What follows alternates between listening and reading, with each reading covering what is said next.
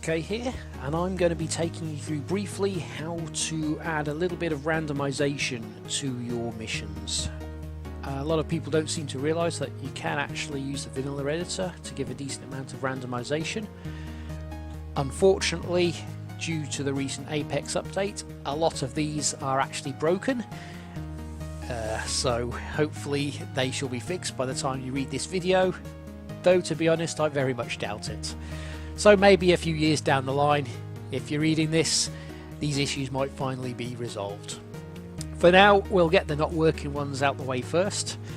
To start with, we'll place down a fire team, and if we click on the actual unit leader, we will see there is a placement radius. Now, this really is only good for single units.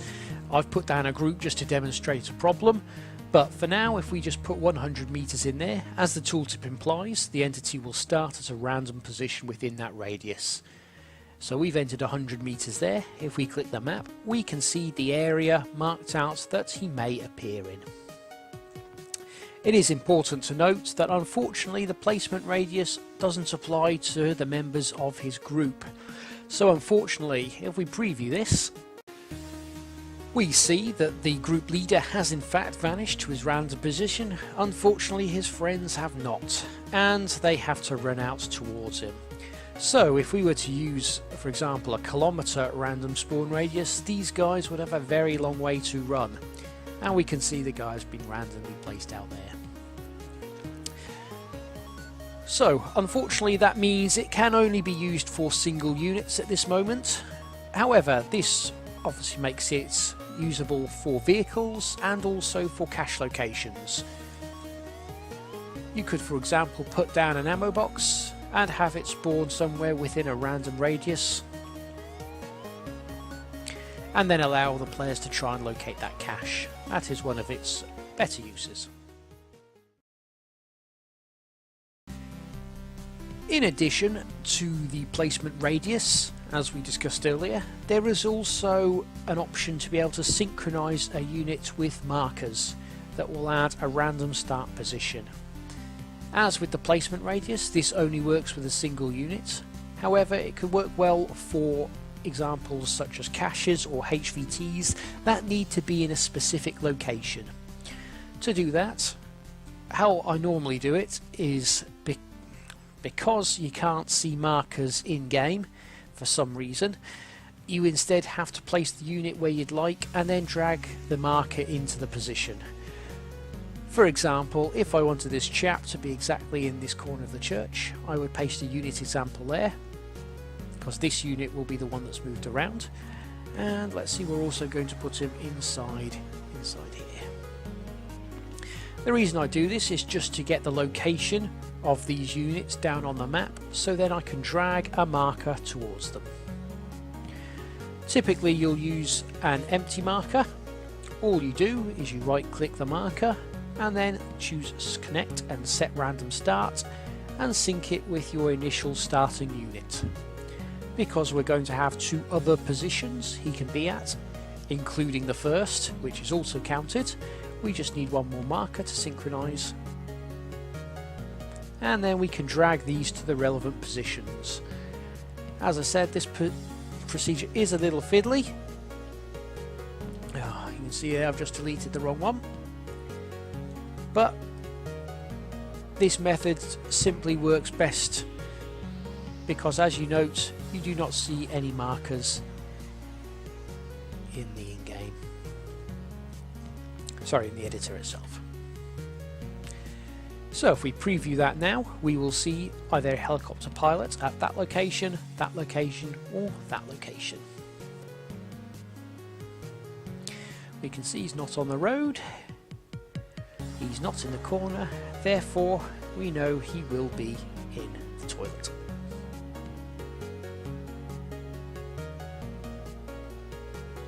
And there he is.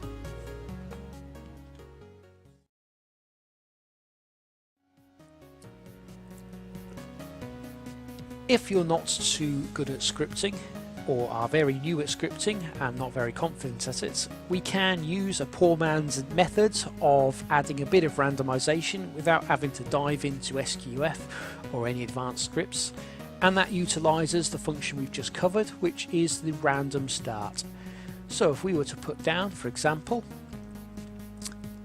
an object, any object, and add a marker,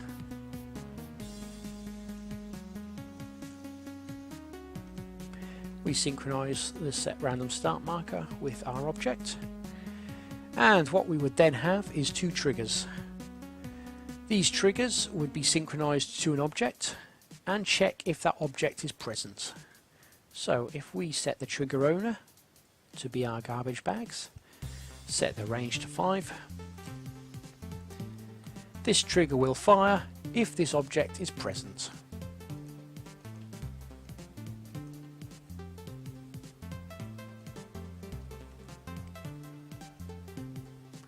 Likewise, if we set the trigger owner again to be the garbage, but this time we move the trigger over to the other location, we will then have two triggers that can then fire depending on the location of this object. These triggers could then be synced to extra commands that either activate a group of units, such as we could synchronize these to a group. We want to set waypoint activation, and then the same again for these lot.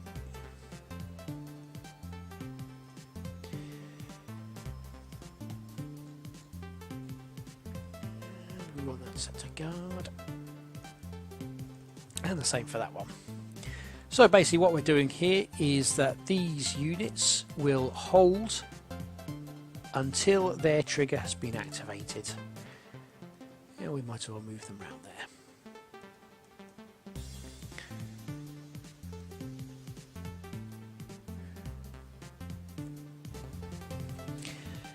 As I said, it is a poor man's attempt at scripting. Yeah, very basic, rudimentary.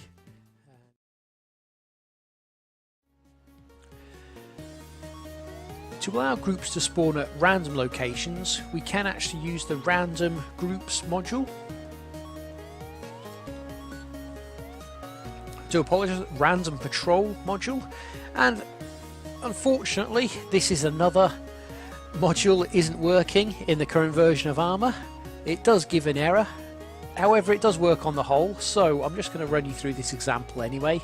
What it basically does is it picks a random patrol out of a set of synchronized groups. So if we put one sentry group here with some basic waypoints,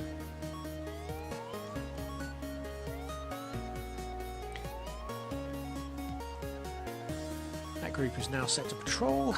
We have two other groups. What we do is now begin the fiddly process of syncing each individual leader up.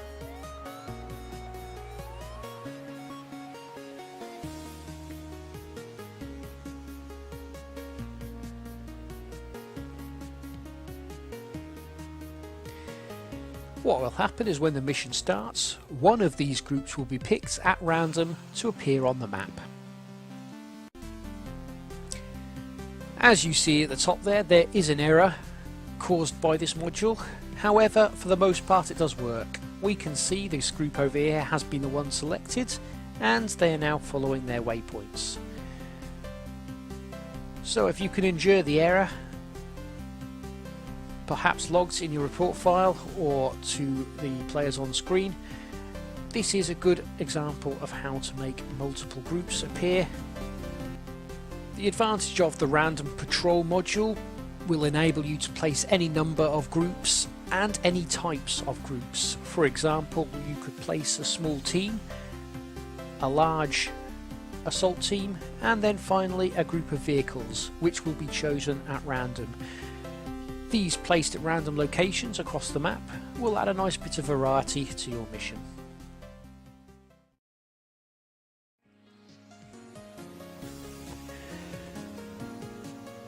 The final method I use to add randomizations that I'm going to cover is the inbuilt BIS patrol function.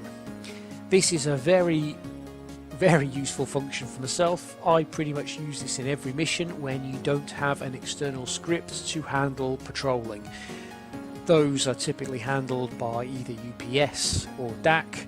However, I don't know if it's lighter weight, but it's certainly a lot simpler and a lot easier to add in, and you can just copy paste it after you're done. So, in the leader, all you need to enter is the following text. There's basically an isServer check, which then will run the following code. It just takes the current group, the current position, and the radius of meters they need to patrol from. It's as simple as that to get a group patrolling in a random 300 meter radius. What the script does is, as soon as the mission starts, from their starting position, the group is given a random selection of waypoints, it is assigned to the safe patrol mode, and the units head off.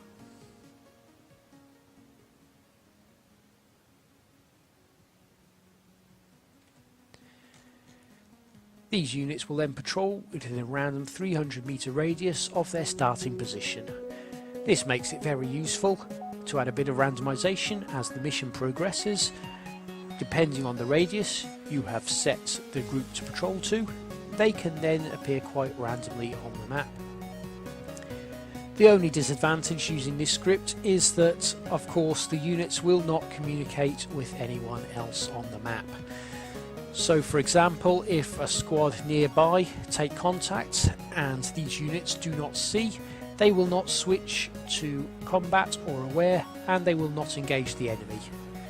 However, given the ease that you can use this command, I think it's an acceptable compromise. To get around that, obviously, you can put down groups with guard waypoints set to immediately respond to the enemy threat.